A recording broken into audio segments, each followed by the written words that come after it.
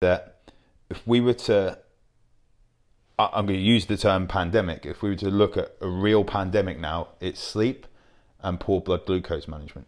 Because we're also marketing but these different things. I see both of them as They're synergistic. symptoms of a bigger issue, and the bigger Stress. issue is that we're out of sync of our daily, Circadian rhythm, all these things. Like I had and we've and also if you go back through our podcast, we've done some things on sleep and sleep hygiene and that, and we've agreed certainly it's a big issue.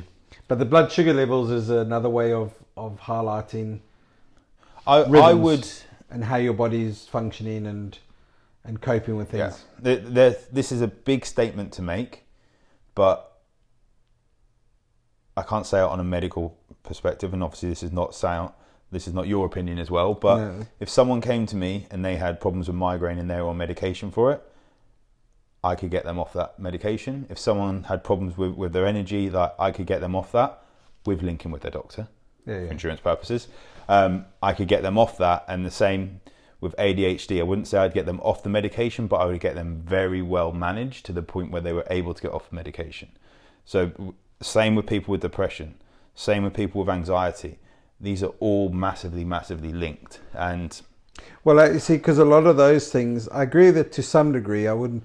It's not the only thing. No, it's linked. But I agree with you on the basis of, to add to that, is because those things, a lot of those things are symptoms, and that poor regulation of stress hormones, blood sugar regulation, sleep patterns are hugely indicative of influencing those kind of things. But there's also the mindset of being ready to change those things, because which is another. And this is where I changed my LinkedIn to call myself the health CEO or your health CEO, and I thought, because I've had a couple of people sign up, they've got a PT, they've got someone that they work with on training or nutrition, they want me to overlook everything. I thought, that's what I do. There's no one that does that. I have got the training side if people want it. In fact, I had the notification that my app has actually been put onto the Google store. Not my app, but you pay to have it rebranded. So the ego in me is actually it's not my app. I've paid to have it rebranded, but it's on there as OJ Health. But anyway, training is in there, nutrition is in there, but the mindset is something we massively overlooked, and being ready to change. There's all these things that if someone's got the mindset is the number one thing out of all those things. But what comes first, the chicken or the egg?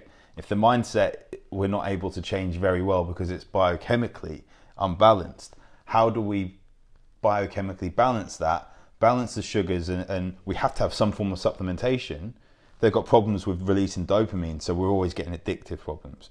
We're addicted to success, and we're never feeling like that success is a great thing. But then, when are you truly happy at that level of success? I want to earn more. Then they turn to alcohol. There's sex. But those are things that happen. But see, that's where the difference is then looking at it from a holistic perspective, from a vitalist perspective, which usually involves multiple professions. Yeah, because they all interact. So you work with the areas that you have comfort with, and you have some special interest in, and then you outsource or you involve other professions who their thing. So the person has to see that they are up for change, and but it's a journey, and it's time frame, and it's lifestyle, and that. So not everyone is in that space. No, and I think there can be more frustration. I'll just take a tablet and I'll feel better, and the symptoms are under control, but they're not really improving their. This is where there's more frustration that happens. That's why it's functional healthcare, functional medicine, rather than this is where symptom care, symptom. We've worked with people together. Then I've referred them to hypnotherapy and stuff but then we go to a different medical thing. And the doctors aren't talking to each other, and there's one area, and so on. But I think it is awareness, being ready to change. I had a client, or not a client. We got on a call. She got referred me from a Peloton group, which is kind of cool. So I didn't know anyone that I knew was in there referring me. But word of mouth. She'd lost weight during lockdown with a trainer. She's training people, being trained a couple of times. She's got a salon with 10 employees, and she said, I feel lazy. I said, you're not lazy. If you've got a salon with 10 employees, for starters, you're not lazy. No one who's lazy gets to that success without it. and she's got a holiday to Florida in a month or in 2 months. I said, look, she said, I need to lose like 5 stone. I said, look, I can help you lose this weight, but you're like looking at weight loss surgery. It's not weight loss surgery you need. We need to work on your relationship with food, because one thing, I'm not going to get you to starve off 5 stone in 2 months. I'm not prepared to sacrifice my integrity and do that, but also I'm not prepared to then you have a month away to then get back to square one. Yeah, and it's a short-term goal. Yeah, and then I said, how would you feel? It's like the old cereal diet for summer, 2 weeks. Well, also, how would you feel? Cereal, and like, to get into your. Yeah, but like I said to her, you lost the weight during lockdown. You've put it back on. How would you feel? Because you're very frustrated now. You're not even wanting to weigh yourself. You're very frustrated. You've cried on this call. And I'm not harsh with it. I'm just saying it as it is. Like, you've been emotional on this call. You've said about where you want to be on this call. How would you feel if you put in your work now, you lose the weight, and then you get back a week after Florida and you're back to where you are now? Wouldn't it be better to look at a longer term, enjoy Florida, and then 6 months down the line, you've lost that weight, you're not then putting it back on. And hopefully she'll come back, and if she's ready, she'll come back and she'll sign up. I really hope she does, because it will change her life. Yeah. But it's being ready to put in that long term, and this is why things like using blood sugar levels and the functional tests are so valuable, because they do open people's eyes to how they function and other aspects of their life or lifestyle. Most people will understand a blood sugar level test of going, am I diabetic or not? That's the level of understanding of a blood sugar level Even test. The doctors at some points. Well, a lot of the medics will use it as a test of your fasting blood sugar level, and is there an issue that we need to intervene, so you keep your blood sugar levels in a level, and they will artificially force that, but like blood pressure. So it's looking at tests, but in a different way. There was a client we work on together. In fact, I need to catch up with you after this about this. But she was having a test done at the hospital, and they said, "Oh, I don't trust the glucometers or the ones on your arm and stuff like that."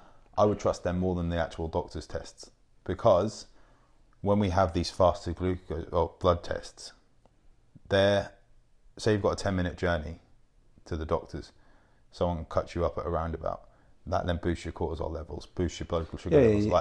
But she's also in a stressful place in hospital, and they still take an hour to get the test back. So that's where your blood glucose was an hour ago. If I take my blood glucose every minute for an hour, I bet that'll slowly go up and down. But the medics use the blood pressure now. They got a 24-hour or even 7-day blood pressure regular, where you walk around with it in, and just HCG something. It's taking it all the time. So I think it will change with that. It needs to change. But it's looking at, but the difference is you are looking, as we said before, you're looking at it from a functional perspective rather than a symptomatic perspective. So they are looking at through different windows, and asking different questions of your health. So yeah, blood sugar levels. It's more than you think, and it's not just about what is your blood sugar level there and then.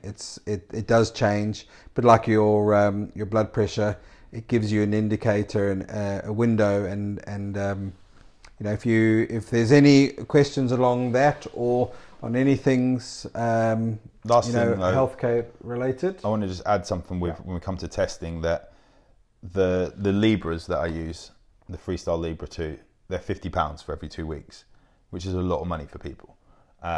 Finger prick tests, great, you can do all the testing, but it's also being aware of how you feel when you have low sugar levels, when you have high sugar levels, which you can feel it just as much. And so the testing is a tool to see where you're at, make some adjustments. You might then put another one on for 2 weeks in a 6-7 weeks time. Yeah. But I don't have one on all the time. Yeah, it's being aware of how you feel. So when you actually are aware of that, I can tell when my blood sugars, if they go low. Very rarely that they do, unless I ate a whole. I suppose like anything, it's if you test, you don't guess, you test. And then as you become more in tune and you become more aware of the information that it gives you, you rely less and less on it. And it's not to say that when you have good blood glucose management, so I haven't got the data now because I didn't realise that it takes it off. I might be able to find a screenshot. But in September, my wife's birthday, I had a glucose monitor on and I'd been working on it, and we went for afternoon tea. Shot up. 2 hours later, it was back down to normal, and then was just steady again. And if that would have been a few years back, that would have been up, and it would have been slow. It would probably been the next day or two. Yeah, and so that's also an indicator of how efficiently your, as we say, the blood sugar levels of the insulin and your insulin receptor, and that. Whereas when you have resistance, now insulin has to go up even higher, and your response time is even slower, and then that whole system gets exhausted. So exactly, that's when we get closer towards the diabetes and all sorts. So it's a really interesting topic. Again, I could speak on this for about 3-4 hours. That's so why if you have questions, message me. That's why I thought it would be a good idea to do it as an unplugged topic, because take advantage. Because I know that you've looked into it a lot from your clients, but also for yourself, and you use that far more than I do. But I find it very interesting because it opens more chance of opening more questions, and therefore, because you ask more questions, you find out a lot more about someone's health or lifestyle. So it's not just about the blood sugar levels, but like you're taking someone's blood pressure is not really totally about what someone's blood pressure is. It gives you a lot more insight into how they run their body. A lot of things as well. It's a tool. Yeah. I can tell if someone's got low blood sugars from their symptoms or high blood sugars, but it helps people with their compliance when they see it. Yeah, and also they then understand and they get it, and that. So as I said, to round up, if there's anything along blood sugar levels or anything we've raised which is of interest to you, as always, we're open and available for some level of communication. And as always, if either of us can be of service to you, your family or friends, by all means make contact with us. Until next time, thanks to Ollie, because he did most of the use the brain power today. I was on for a little bit of a jolly today, and until next time, we'll catch you soon. Take care, guys.